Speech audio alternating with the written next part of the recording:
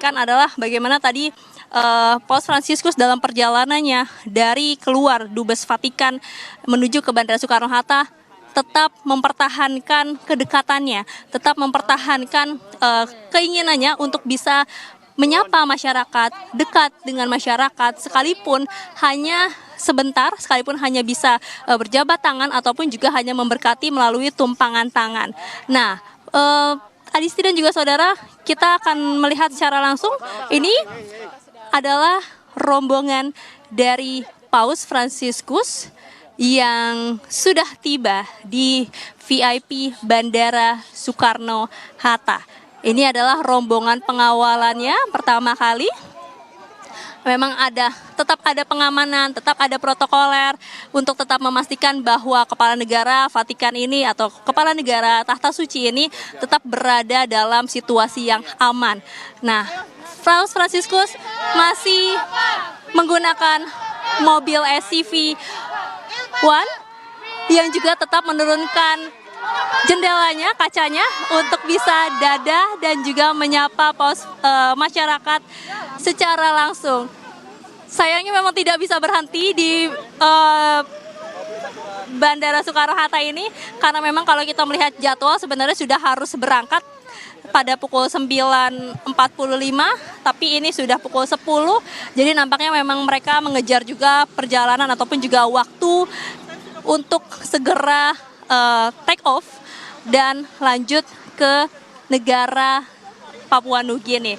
Tapi tentu sudah terdengar tadi bagaimana antusias dari masyarakat, warga-warga yang sudah datang dari pagi tetap menyapa, tetap memanggil Paus Fransiskus dan juga menyanyikan lagu-lagu untuk mengantarkan Paus Fransiskus melanjutkan perjalanannya ke Papua Nugini.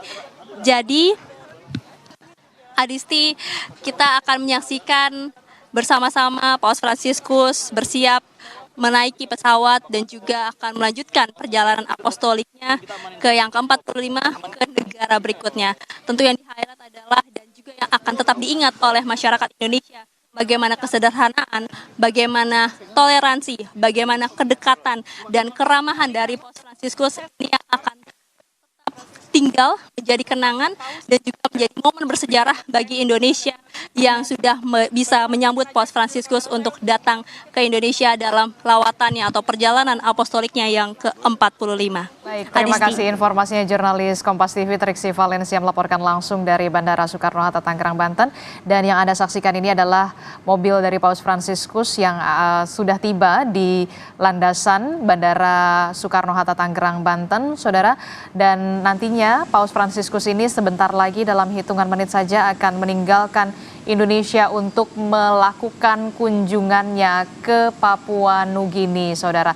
Yang menarik sekali adalah ini tadi informasi dari Valencia mengatakan bahwa ini merupakan permintaan dari Paus Fransiskus menggunakan hanya pesawat komersil, bukan private jet. Mas Budiman. Ya itu kan konsisten. Ya konsisten sejak beliau memilih nama Fransisco, kemiskinan. Kemudian dia menggunakan apa yang ada. Jadi tidak mau naik pesawat-pesawat jet atau apapun juga menggunakan pesawat komersial. Apa yang dirasakan oleh Paus dalam bahasa saya, itulah yang harus dia ingin merasakan kehidupan warga sekitarnya gitu loh. Sehingga tidak perlu kemudian tampil berbeda, menjadi punya kasta yang lebih tinggi, tapi dia sama. Mungkin Romo Sulis juga bisa menceritakan ketika beliau di Santa Marta tidak mau tinggal di istana. Di apartemen biasa, itu kan konsistensi gitu loh. Sehingga apa yang dilakukan, apa yang dikatakan, apa yang dikerjakan tuh sesuai gitu loh. Nah kalau kita kembali domestifikasi di Indonesia, kan beda. Apa yang dikatakan kadang-kadang berubah-ubah, apa yang dilakukan improvisasinya terlalu banyak variabel-variabel yang bisa mengubah sehingga orang tuh bingung ini sebetulnya apa. Tidak mau dispesialkan lah ya, biasa saja, sama seperti manusia biasa. Iya, karena itu kredonya kan dia lebih suka gereja menjadi yang miskin gitu kan. Kalau dalam bahasa kalau kata gereja itu diganti katakanlah, pemerintah itu menjadi bagian dari masyarakat, kampus menjadi bagian masyarakat, sehingga semuanya terdedikasikan untuk kepentingan publik yang lebih luas ya. Nah itu kan Paus sedang bersalaman dengan Menteri Agama ya, Menteri Agama untuk menuju, saya tidak tahu berbicara apa, apakah juga akan menyampaikan pesan-pesan yang sama yang disampaikan secara khusus kepada Menteri Agama, kita juga tidak tahu, tidak terdengar, tapi itu sesuatu yang penting ya sebelum meninggalkan tanah air menuju kepada ke Port Moresby gitu. Tapi harapannya sih pesan-pesan itu akan tetap, karena itu pesan universal ya, tetap bisa akan berlaku, dan sejauh mana akan itu bisa mengubah perilaku elit politik gitu, mengubah perilaku kita semua. Dan juga syukur-syukur kalau bisa mengubah perilaku kebijakan dari pemerintah agar punya afirmasi terhadap kelompok-kelompok yang termarginalkan gitu, tanpa harus kemudian menurunkan kelompok-kelompok yang lebih beruntung dari itu semua. Gitu. Oke. Banyak sekali pesan yang dibawa, dicontohkan dari seorang Paus Fransiskus di Indonesia, selain soal kesederhanaan, tapi juga soal bagaimana tidak ada jarak di antara Paus Fransiskus dan juga warga. Termasuk juga kita lihat bersama bahkan pesawat yang digunakan oleh seorang Paus Fransiskus yang merupakan pemimpin tertinggi dari umat Katolik sedunia. Ini menggunakan pesawat komersial Garuda Indonesia, bukan private jet.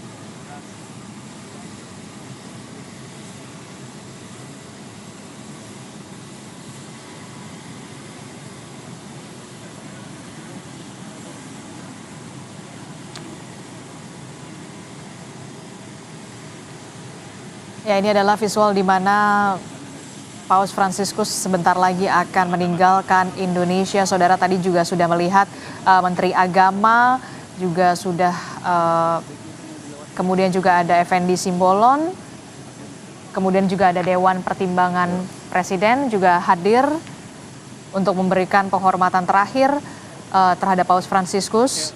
Akan meninggalkan Indonesia, saudara, untuk melanjutkan kunjungannya ke Papua Nugini. Ini adalah ucapan perpisahan dari seorang Paus Fransiskus kepada sejumlah pejabat yang sudah hadir di landasan Bandara Soekarno-Hatta untuk nantinya akan meninggalkan Indonesia dan akan bertolak menuju ke Papua Nugini untuk melanjutkan kunjungan apostolik atau perjalanan apostolik dari seorang Paus Fransiskus, saudara.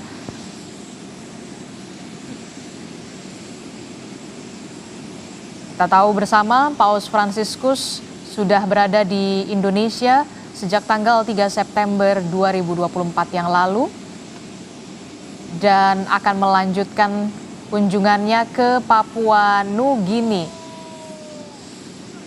Bahkan banyak sekali ini kita lihat bersama petugas-petugas dari bandara juga sudah mulai antusias sekali untuk bersalaman dengan seorang Paus Fransiskus yang merupakan pemimpin tertinggi dari umat Katolik sedunia. Saudara, kita akan lihat bersama.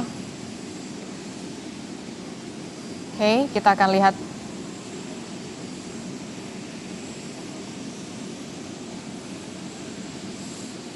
Ini merupakan sejarah, kita tidak pernah tahu nanti akan terulang lagi berapa puluh tahun lagi, Romo, seorang pemimpin umat Katolik sedunia bisa kembali lagi ke Indonesia, tapi jangan sampai pesannya masih sama ya, harus ada yang lebih baik, perkembangan yang lebih baik, Romo. Kalau 35 tahun lagi, usia saya 95 tahun, kayaknya nggak nyampe ke situ. Apalagi usia warga Indonesia ya kan, dengan adanya polusi yang sekarang ada di Jakarta dan juga bagaimana? Ya, Paus dengan genuinitasnya tadi, kesederhanaannya. Saya melihat Paus pertama-tama putra Argentina ya, dan di Argentina dia belajar banyak hal tentang kemiskinan, tentang ketidakadilan sosial. Teologi pembebasan juga lahir dari sana. Bahkan gereja Katolik juga terbelah antara kaya dan miskin, itu fakta. Yes.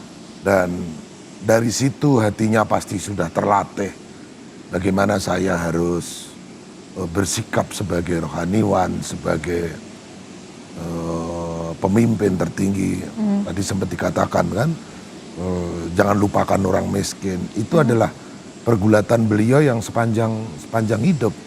Maka ketika kemana-mana pergi ke Indonesia itu ya, Indonesia dengan Argentina ya nggak jauh-jauh beda ya. Nah, termasuk negara yang berkembang begitu.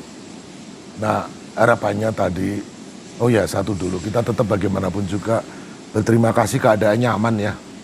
Aman, terima kasih kepada pemerintah yang mau berangkat. Terus, TNI dan juga Polri juga suka juga bertugas selama 3 hari ini. Saya tahu betul ini merupakan kerja keras semua dari TNI dan juga Polri untuk bisa wartawan juga kerja keras loh. Pakai lembur-lembur segala. Oke. Ya. Nah, apa namanya? Ya kita berterima kasih lah kepada pemerintah Indonesia yang sungguh mengusahakan kenyamanan untuk Paus. Nah, Paus sendiri sudah meninggalkan banyak pesan-pesan bersama juga tentu saja dengan kesederhanaan bersama dengan Imam Besar Masjid Istiqlal, Nasaruddin Umar. Dan bahkan momennya juga terlihat luar biasa ya. Imam Besar Nasaruddin Umar mencium kening dari Paus Fransiskus dibalas dengan cium tangan begitu ya. Itu uskup sama kardinal nggak berani loh itu. Nyium keningnya Paus. Bercanda ya ini ya. Karena kedekatan ya luar biasa. Nah, ini menjadi contoh kan, tidak ada jarak sebenarnya. Tidak ada ya, ketulusan itu. Ketulusan, genuinitas. Nah, saya ingat ya, tadi ada banyak PR ya. Kekaisaran Romawi itu ada gium, panis et circenses. Kalau rakyat nggak ingin berontak, belikanlah panis roti, dan circenses hiburan. Sesederhana itu cara pikirnya Imperium Romanum. Nah, harapan kita masyarakat yang dengan 21,8 yang stunting itu kan mengerikan. Kita itu diberi berkah yang luar biasa oleh Tuhan yang subur. Apa benar ya misalnya garam saja impor. Kita archipelago terbesar ya, dengan garis pantai nomor 2. Oke, kita akan lihat bagaimana Romo, Paus Fransiskus akan naiki pesawat dari pesawat komersil milik Garuda Indonesia. Sebentar lagi kita akan lihat bagaimana Paus Fransiskus akan meninggalkan Indonesia. Tentu saja banyak pesan yang disampaikan selama kunjungan Paus Fransiskus ke Indonesia tanggal 3 sampai 6 September 2024 dan ini hari terakhir. Ya, sudah melihat bagaimana Paus Fransiskus akan memasuki pesawat komersil milik Garuda Indonesia dan meninggalkan Indonesia setelah sejumlah agenda dalam kunjungan Paus Fransiskus di Indonesia sejak tanggal 3 sampai tanggal 6 September, mulai dari bertemu dengan Presiden Joko Widodo sebagai pemimpin negara Vatikan, kemudian juga menghadiri tokoh pertemuan lintas agama yang juga dihadiri oleh tokoh agama di Masjid Istiqlal bersama dengan Imam Besar Masjid Istiqlal, Nasaruddin Umar. Ada juga momen menarik dan juga momen mengharukan pertemuan antara Imam Besar Istiqlal, Nasaruddin Umar bersama dengan Paus Fransiskus pada saat diusai pertemuan terowongan silaturahmi. Setelah itu kita ketahui bersama saudara, Paus Fransiskus juga memimpin Misa Kudus ataupun Misa Akbar di Gelora Bung Karno yang dihadiri 86.000 umat Katolik. 86.000 umat Katolik di Gelora Bung Karno untuk memimpin Misa Kudus atau Misa Akbar di Gelora Bung Karno. Ada banyak pesan dan juga misi yang disampaikan oleh seorang Paus Fransiskus dalam khotbahnya.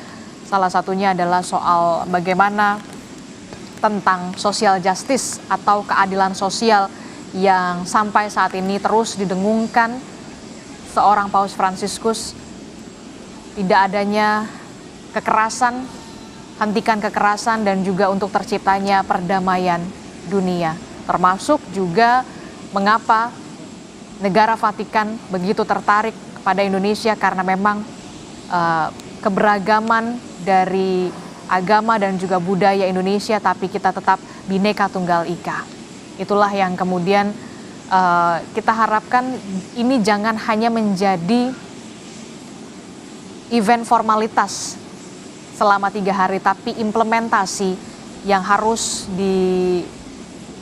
dilakukan oleh seluruh umat, tidak hanya umat Katolik tapi juga warga Indonesia, termasuk juga elit-elit kita, pemerintahan kita yang harus benar-benar bisa mengimplementasikan soal keadilan sosial, termasuk juga soal pola hidup sederhana. Iya, Gimana? jadi yang harus dibaca sebetulnya pesan soal katakanlah orang miskin. Itu pesan yang universal, ya, bukan semua agama akan berbicara soal orang miskin. Kalau kita merujuk kepada konstitusi, fakir miskin dipelihara Fakir oleh miskin negara, dan anak-anak terlantar. dipelihara oleh negara. Itu kan teks konstitusi, ya. Dan itu sudah jelas. Sudah jelas, sudah clear, itu dipelihara oleh negara lah. Sehingga bagaimana teks itu kemudian bisa diwujudkan, bisa diimplementasikan. Sehingga itu akan semakin jadi gitu. Sehingga janji-janji kemerdekaan, janji-janji yang ada di konstitusi itu betul-betul bisa segera mewujud. Kan ingat pidato Soekarno di 1 Juni 1945. Di era kemerdekaan tiada lagi kemiskinan. Ya, nah, itulah sekarang PR-nya 25,2 juta. Itu asumsinya kalau pengeluarannya adalah sekitar 2,5 juta. Kalau kemudian pengeluaran itu dinaikkan, akan makin besar juga orang miskin. Apakah itu masih sudah sesuai dengan tujuan kita hidup bernegara? Nah, itulah pekerjaan-pekerjaan rumah yang memang harus bisa ditangkap, ya, bisa ditangkap oleh elit, oleh pemerintahan baru. Apalagi ini lu 5 tahun lah ya, harusnya bisa dari nol lah ya untuk bisa menciptakan. Iya, jadi banyak tadi ya kita berbicara bahasa Paus itu kan bahasa-bahasa diplomatik yang memang tidak mungkin beliau langsung kepada straight to the point. Ya. Kan dalam pidatonya kan beliau juga mengatakan ya, jika benar kalian tuan rumah tambang emas terbesar di dunia. Spesifik ya? Ya, harta yang paling berharga adalah kemauan agar perbedaan tidak menjadi alasan untuk bertikai, tetapi diselaraskan dalam kerukunan dan rasa saling menghormati. Disinggung soal tambang itu sebagai kekayaan. Tapi yang lebih penting adalah bagaimana perbedaan, bagaimana manusia-manusia ini diperhatikan. Itu dalam bahasa low context yang saya coba pahami. Nah, itu semangat-semangat itulah yang menjadi pekerjaan rumah. Sehingga show tontonan 70 jam dari Paus melalui berbagai media sosial, itu kan luar biasa. Dan seharusnya itu menjadi refleksi, ya, refleksi bagi kita semua. Dan Paus clear ya, menyukakan bagi kewajiban manusia yang bekerja di bidang politik, ya, untuk betul-betul mengawal ini semua, mengawal kemajemukan, mengawal kemaslahatan bersama, mengawal ketimpangan, mengawal hak asasi manusia untuk betul-betul diwujudkan. Spesifik pesan itu disampaikan kepada orang-orang yang bekerja di wilayah politik. Nah, itu yang harus terus diingatkan, menjadi early warning system. Ya, early warning, mengingatkan bahwa akan ada bahaya kalau gap kemiskinan itu kemudian dibiarkan. Karena keadilan sosial itu kan sebenarnya akan mewujud pada sebuah perdamaian. Agak susah mewujudkan sebuah perdamaian tanpa ada social justice. Social justice bukan hanya the have and the have not, tetapi kesenjangan spasial dan lain sebagainya. Itu kalau ini kan menyangkut perasaan ya.